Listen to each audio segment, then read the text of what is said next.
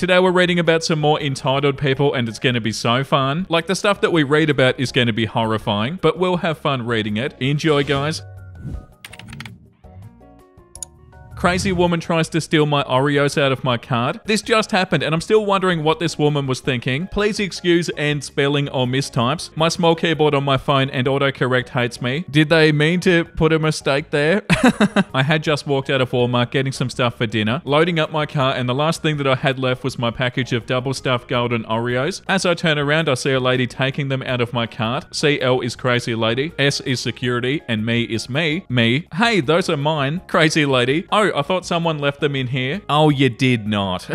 No ma'am, those are mine. I was just loading my truck. You're lying. Show me a receipt to prove that they're yours. I'm not doing that. Now please hand me back my Oreos so I can go home. I've had a very long day. Crazy lady, you work at McDonald's and I know you do because you're wearing their shirt. You can get free food anytime you want. Just let me have the Oreos and go buy an ice cream or an apple pie. Look, there's one right across the street. Me, just because I work at McDonald's doesn't mean I get free food. Just give me the Oreos because I really don't want this to go any further. Crazy lady, I have children that love these things and my kids deserve them, so you're gonna give them to me and like it. As we're having this stupid conversation, Walmart security pulls up. Security, what's going on? Somebody told me there was an argument going on out here. Crazy lady, yes, this extremely rude person stole these Oreos out of my basket and then claimed that he bought them. I just got them back when you pulled up. Security, is that what happened, sir? Me, no, she took them out of my cart and I was trying to get them back. Crazy lady, he's lying. Arrest him now. He stole from my kids. I just roll my eyes. Security, there's an easy way to solve this. Show me your receipt and I'll straighten all of this out. Crazy lady, this is ridiculous. Who are you gonna believe? Me, a sweet woman? Or a kid that works at McDonald's and he probably dropped out of school and this was the only job that he could get? Security, receipt please. Crazy lady, I lost it, but these are mine, I swear. I hand him my receipt that says I bought them about 10 minutes ago. Security, ma'am, it seems to me that you're lying, but we can go check on the cameras just to make sure. Crazy lady, oh my God, why wouldn't you have just given me the Oreos? It's not like you needed them. She then walked into the store without another word. They're like, oh, wait a second, I can't get away with this.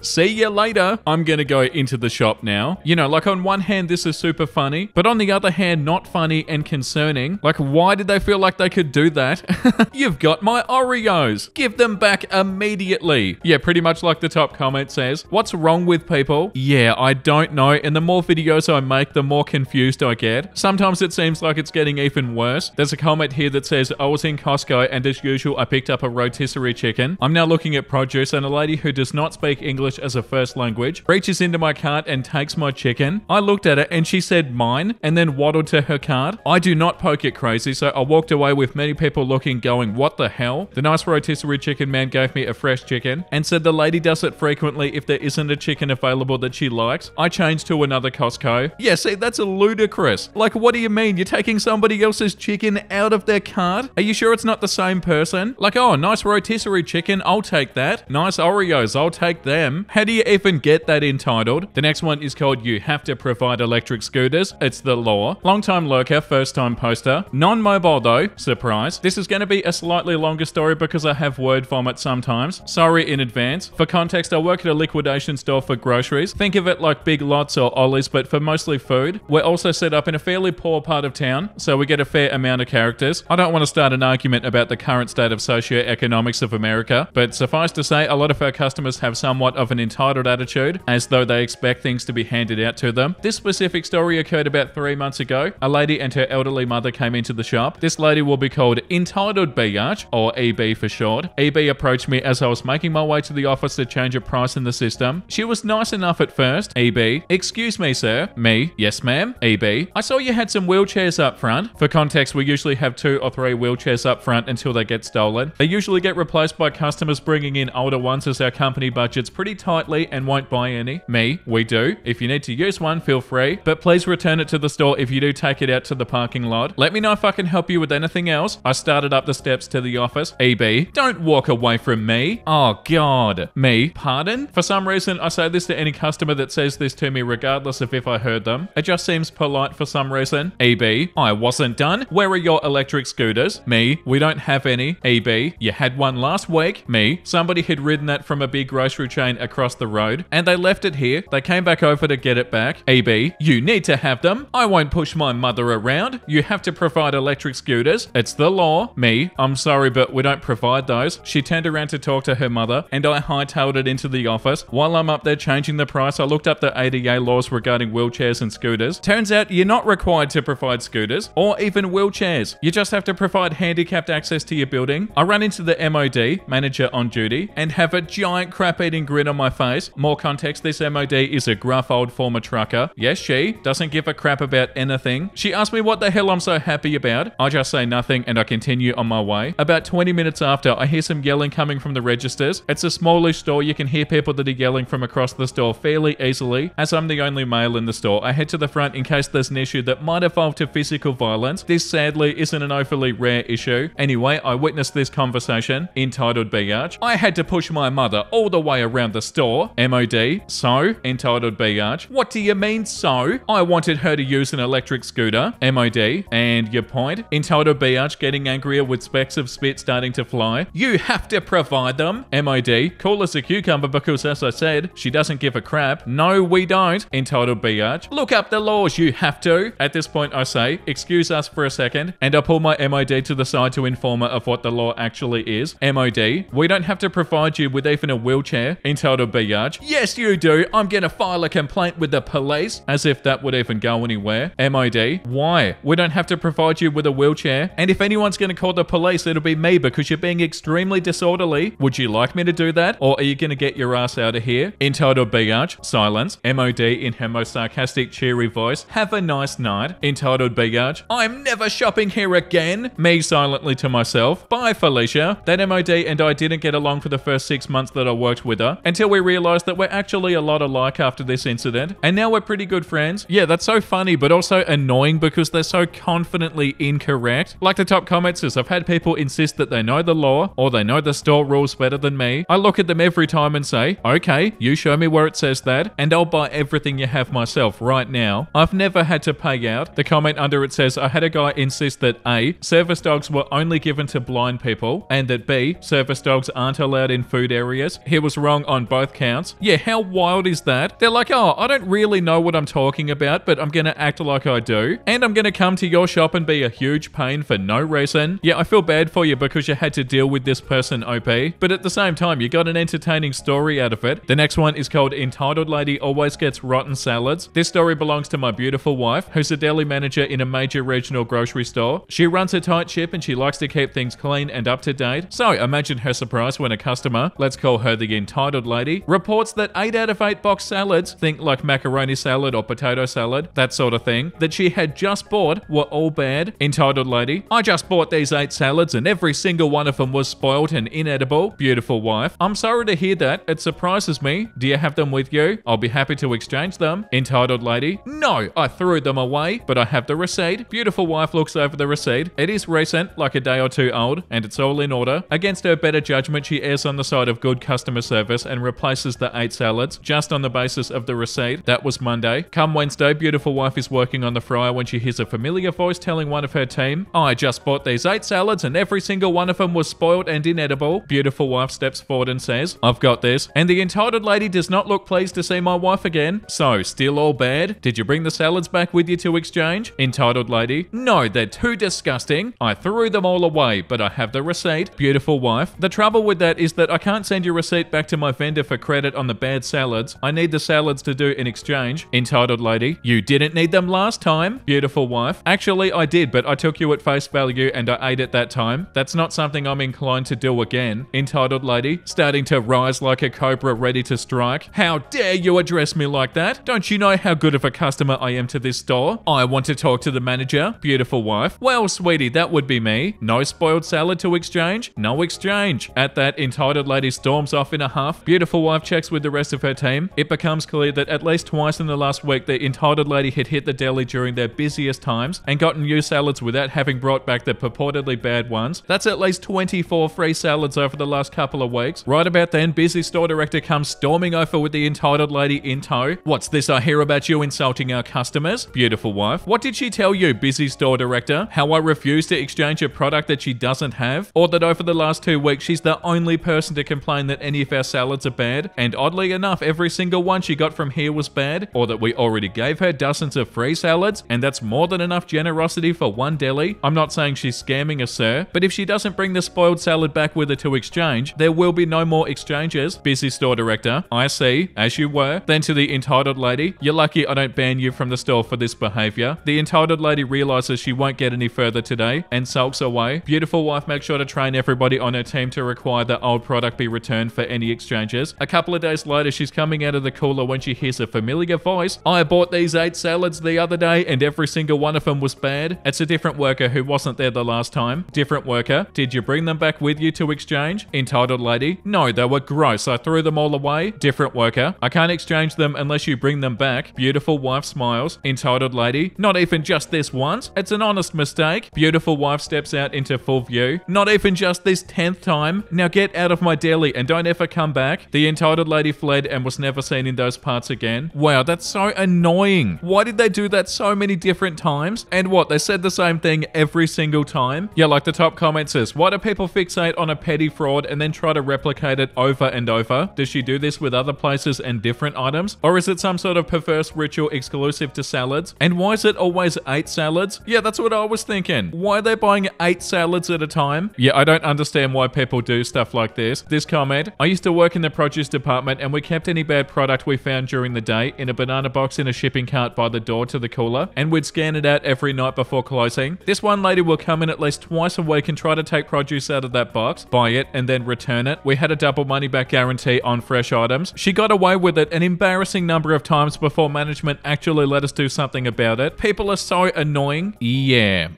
they sure are. And like the comment under it says, how do these people have no shame? Yeah, I don't know.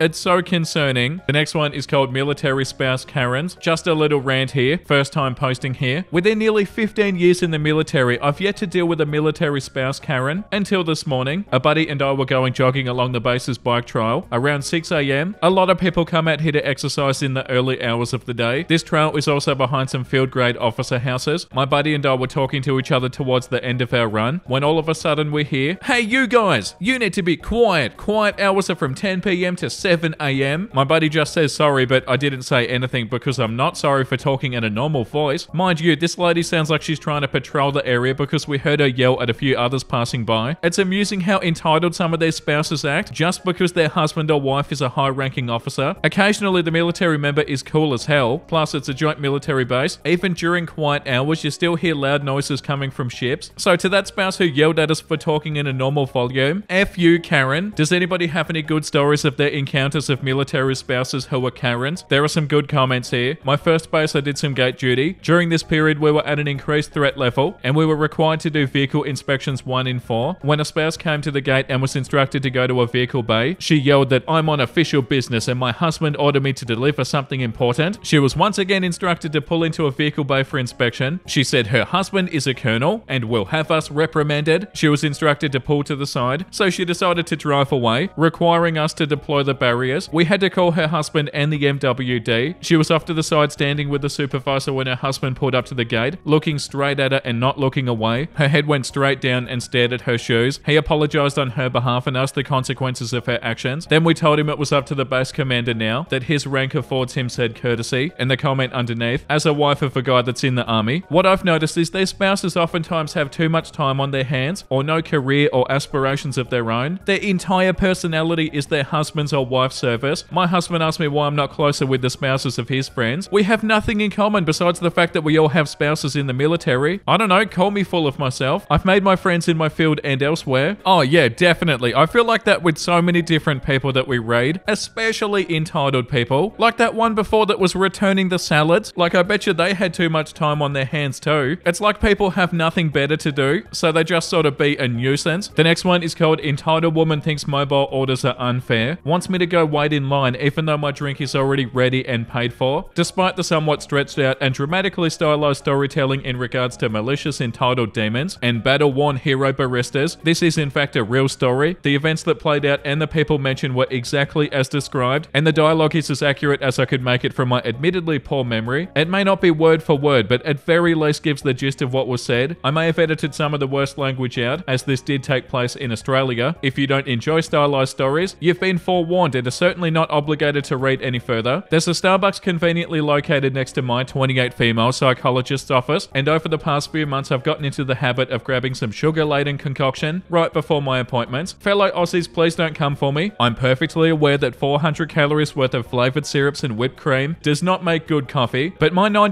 caffeinated milkshakes are a rare treat that gives me a little boost, and it does help me get through a session of self-improvement. Yesterday morning, as I traveled towards my regularly scheduled reality check, I had a rare moment of forethought, and I decided to save myself from the looming lunch rush and order online. I'm in luck with the timing, and 10 minutes later I step through the door just as the barista is putting the finishing touches on my pumpkin spice cold brew. She calls my name and I happily bounce straight over, but as I reach out for my precious bean juice, I find an immaculately manicured hand resting gently on my forearm. The woman it belongs to is probably in her mid-30s and oozes polished professionalism in her neatly pressed linen pantsuit, flawless makeup and slick back high pony, the elegant gold jewelry that drips from her wrists and neck, and the designer logo that gleams from her half-skin purse hint at wealth and power. The only resemblances she holds to a typical Karen are her nose, which remains pointed directly in the air, and the air of confident superiority that makes her seem to tower over everybody in the room, though in reality she's a few inches shorter than me. For the sake of the story, let's call her Beelzebub, B for short, the devil in disguise. The smile she gives me almost seems genuine, and when she speaks, the tone is sweet and condescending, like she's gently correcting an ignorant child. Oh yeah, I hate when people talk like that. B, that doesn't belong to you. I frown in confusion, not understanding the problem. At first I think perhaps it's a case of mistaken identity. I glance at the cup that clearly has my name printed neatly across the top. Me, oh, I'm sorry, is your name also my name? I'm pretty sure this is my drink though. What did you order? B, no, it's not. It's a much longer name that does not sound remotely similar to mine. And I ordered a venti soy matcha latte, extra hot with 2 pumps of vanilla. Me, now very confused. Oh, well, I'm sorry, but this definitely is not your drink then. Maybe ask the barista if it's taking a while, or just keep an eye out for something green. I again go to grab my drink and leave, but she tightens her claws around me and her smile starts to strain. B, I didn't say it was mine. I said it's not yours. I saw you. You just walked in and grabbed the first drink you saw. You can't just take it. You need to go stand in line and order and wait, like everybody else here. Me, oh, I see the confusion. I ordered my drink on the app earlier, so it was ready when I got here. It is mine. See, I have the email right here. I wriggle out of her grasp and I pull up the confirmation email to show her, which clearly states my order, that it's been paid for, and the time it was placed, now around 12 minutes prior, and I give an apologetic smile for the mix-up as I reach out for my coffee. Her lip curls into a sneer as smack! She forcefully slaps my hand away. B, no, you don't get to just waltz in here and take that. I don't care if it is your drink. That's not fair. You just got here. You can wait until the rest of us have been served. Oh my god, who do they think they are? What's wrong with people? The back of my hand burns a searing red and I gape at her in pure shock, disbelieving that this complete stranger has just smacked me over this nonsense. There are at least 8 other people already standing around waiting for their drinks, and another dozen lined up ready to order. Does she really expect me to stand and wait for all of these people to be served when my drink is already sitting there ready to go? When my collecting it and being on my merry way impacts nobody beyond getting me out of their way, simply to appease some demented notion of fair? Yeah, no. I make eye contact with a weary barista, SE for Starbucks employee, whose stiff customer service smile belies the ghost of 1,000 such battles that line her face and haunt her dead eyes. With a sigh of irritation, she makes her way over to see what commotion the two of us dare to cause in the midst of the noon rush. Me to B, oh, what the hell, don't touch me, are you crazy? Starbucks employee, is there a problem here, ladies? Me, yeah, I was just trying to collect my drink and this crazy B-art stopped me and slapped my hand. B, she just got here, she needs to wait. It's not fair on those of us who've actually been waiting here. She can't just walk in and grab the first drink. Tell her she needs to wait. Starbucks employee, turning cold eyes onto me. Miss, you need to wait in line and order your drink. You can't just grab somebody else's. Me, this is my drink. As I already told this woman, I made a mobile order. It was ready when I got here. I have the confirmation email right here and my name on the cup. See, Grande Pumpkin Spice Cold Brew, add 1 pump of vanilla for so-and-so for my name. With a quick glance at my phone and the cup, the barista confirms my story and now turns to Beelzebub looking just as baffled as I am. Starbucks employee, miss, this is her drink. She paid for it. B, I don't care if she paid for it. I've been standing here waiting for my drink with everybody else. She needs to wait for it too. She doesn't get special treatment. Starbucks employee, miss, this woman ordered her drink some time ago and it was made according to the sequence in which our system received the order. She has not received special treatment. Some orders may take more or less time, as certain things take longer to make, but we do not prioritize anybody's order over another. You're also very welcome to order through the app if you'd like to avoid waiting in line. I apologize for the wait. As you can see, we're quite busy, but you cannot be stopping other customers from collecting their own items or using physical violence in our store under any circumstance. Please step aside and let the other customers collect their drinks. Yours should be out shortly. Otherwise, I will have to ask you to leave the store. B. No, I want my drink and I want her to wait until everybody else has their drink. Go do your job and make my matcha. She will wait. I don't care if her drink is ready. She still has to wait. Me to Starbucks employee. I'm going to be late to my appointment if this crap continues. Can I just have my drink, please? And like, she slapped me hard enough to leave a mark on my hand. Can you call security on her or something? She's clearly mental. Starbucks employee. Yeah, I think that's probably best. The eerie thing is that up until this point, Beelzebub had barely raised her voice. She wasn't screaming, just staring down at both of us from her imaginary podium and speaking with the same calmly irritated air of scolding superiority that a teacher might use on a misbehaving student. Obviously, she was in the right, and the rest of us just had to learn. But as the barista placed the cup firmly into my outstretched hand, Beelzebub's once flawless face crumpled into a hideous mask of pure unadulterated rage. Her voice still stayed below a yell, but filled with a cold, unspeakable fury as she turned snarling towards the poor minimum wage employee and began to unleash the icy wrath of hell. B. This is ridiculous. You're being ridiculous. The whole system is messed up. Clearly the corruption runs deep. Do you know who I am? I'm not someone you want to cross, little girl. Get your manager now. I did nothing wrong. I paid for my drink and I'm not leaving. I'm gonna sit right here and drink it as I have every legal right to do, and you're not gonna do a thing to stop me. As the demon rages on, I glance towards the stoic barista. She blinks heavily, and for a moment I fear that she may be overcome by tears, but then I realize this seasoned warrior is merely trying to refrain from rolling her eyes. She meets my eyes and subtly gestures me towards the exit. After years on the battlefront of customer service, she can handle this alone. The watching crowd parts like the Red Sea to allow me to sneak past. As I'm nearly at the door, Beelzebub realizes that her quarry has gone astray and begins to shout after me. B. Hey, where is she going? She can't just leave. Somebody stop her. I told you she has to wait. I don't know why this is so freaking hard for you people to understand. Make that little biatch come back and wait her freaking turn. With a one-fingered wave, I push my way through the last few meters to the back door, just as I hear the sweet tinkle of the bell as a security guard arrives at the front door. Beelzebub's righteous tirade turns again to how she has a right to be there. She did nothing wrong. She refuses to be removed, and how dare they call security. She demands they refund her and give her her matcha for free, and apologize to her right this instant. She punctuates her rant by slamming her hands against the counter as she speaks. The indignant squawks of entitlement turn to muffled chaos as the door closes behind me, and I make my way to a much-needed session of therapy with my cold brew securely in hand. I like to think that security guard dragged Beelzebub out of the shop kicking and screaming, although my instincts say that someone so poised eventually regained her dignity and was walked out in a superior huff, probably making some comment about contacting her lawyer as she went. But as I gleefully guzzled my way through that delicious pumpkin-scented atrocity, I pictured a venti soy matcha latte, extra hot with 2 pumps of vanilla, slowly going cold on a counter several floors below, while a drearily uncaffeinated Beelzebub raged in her fancy offer somewhere, and the image made each sip even sweeter. Edit. Wow, this kind of blew up. I was really not expecting more than a couple of people to actually read through all of this. I figured I'd take a minute to comment on a few things that keep popping up. So just to clarify for those asking, yes, I am an Aussie. This did take place in Australia. We do in fact have Starbucks here, and Karens, and psychologists, and office buildings, and security guards, and dumb craps like me who enjoy recounting stories in dramatic and stupid ways. I think perhaps I confused everybody when I removed much of the swearing from the actual dialogue, but I figured I might have some horrified Yanks clutching their pearls if I used the C word 17 times in one post, and I've probably already pissed them off enough by calling their most famous coffee a pumpkin-scented atrocity. Speaking of said pumpkin-scented atrocity, I know I've got absolute crap house taste in quote-unquote coffee, but drinking a scented candle has always been a lifelong dream of mine, and this is probably as close as I can get without having to get my stomach pumped after. Seriously though, it's surprisingly tasty. Good job, America. To all of you asking why I didn't hit the B-arch back, I'm very much a lover and not a fighter, which is to say I can't throw a punch for crap, and if I did try and knock her teeth out, I'd probably end up doing far more injury to my own hand than to her face. I also didn't really want to get banned from the only Starbucks I ever visit, or charged with assault. As to why I didn't call the police, I had an appointment to get to and I didn't want to wait around for ages for police to arrive and give a statement. Also, she really didn't hit me all that hard. It stung and turned red for a bit, but it didn't bruise, and I probably would have had a much harder time proving violent intent with her slapping me on the hand than, say, across the face. I should have thrown my drink on her. Screw that. I'd rather enjoy my $9 caffeine milkshake in peace, thanks. Plus, see above read getting banned from Starbucks. And I knew that if I made a mess, the employees would be the ones having to mop it up. To those of you saying you love the story and love the writing style, etc., thank you. I'm really glad you enjoyed it. I had a lot of fun writing it like that. I don't have any other similar stories to share right now, but I'll make sure to post again if I think of any, or have any future Karen encounters. Really appreciate the support. Wow, that was so fun to read. I like reading longer stories. I'm definitely going to try to read more long stories in the future. I got so immersed in that. I feel like I was actually there. But yeah, you did the right thing, OP. I don't even know how somebody can be this entitled. They genuinely feel like they get to say that you have to wait, and they feel like they get to boss everybody else around. Oh, people like that are so awful. And also the fact that after you explained to them what was going on, and they still didn't stop, that was so frustrating. Like, what do you not understand about this? They ordered it on a bloody app. Yeah, I can't believe the stuff we've read today, or any day really. The next one is called Neighbor Helped Herself to Other People's Stuff. Several years ago, I heard my sweet neighbor and another woman arguing on the sidewalk. I looked a bit closer and I noticed they were both pulling a plant pot in different directions and about to fight. No clue what was up, but I knew my neighbor. If she was arguing, she was right. Me and my husband went over to intervene. My husband wanted to help make peace. Me, I was going to help my neighbor, no questions asked. Why the argument? The other woman was a new neighbor. Our nice neighbor noticed her plant pots were missing and were in the new neighbor's yard. Yep, the new neighbor had stolen nice neighbor's plants, plant pots, and yard decor and decorated her yard with it. My nice neighbor had hand-painted several pots that were in her yard, thus they were easy to identify as hers. We all walked over to the new neighbor's yard to get our other neighbor's stuff back. When we got to the new neighbor's yard, we noticed several things looked both weird and very familiar. Oh yeah, and the new neighbor had called the cops on us, or at least somebody did. Anyway, the new neighbor had planted patches of different types of grass all over the yard in a checkerboard pattern, as well mismatched shrubs and flowers. I looked at our house a little bit closer. Yep, we were missing some grass patches from the side of the house, and also one of our shrubs. When the police arrived, the new neighbor was adamant the plants, pots, and grass and shrubs and yard decor were hers. She informed the cop that she dug them up from the other yards in the middle of the night and planted them. Yeah, she claimed finders keepers. Yeah, that didn't quite work out. My nice neighbor insisted on pressing charges for petty theft and destruction of property. We just dug up our grass patches and replanted them. Some of them even survived. Nosy neighbors kept on walking by after the new neighbor was arrested. As we were digging things up, we explained why to them. Neighbors kept on recognizing their stuff from her yard. One neighbor asked if we'd seen a picnic table as his was missing. We hadn't thought to check the backyard. Yep, the picnic table and a yard full of her finders keepers hole. She moved pretty much right afterwards. We didn't miss her. Edit for those pointing out that it's petty theft and not petite theft. Thank you. However, petite theft is correct by Florida law. Yes, this happened in Florida. It might explain a lot. Florida law section 812.014. Petite theft is defined as when a person steals property from a person or business valued at less than $750. Wow, they're like the cat burglar from The Simpsons.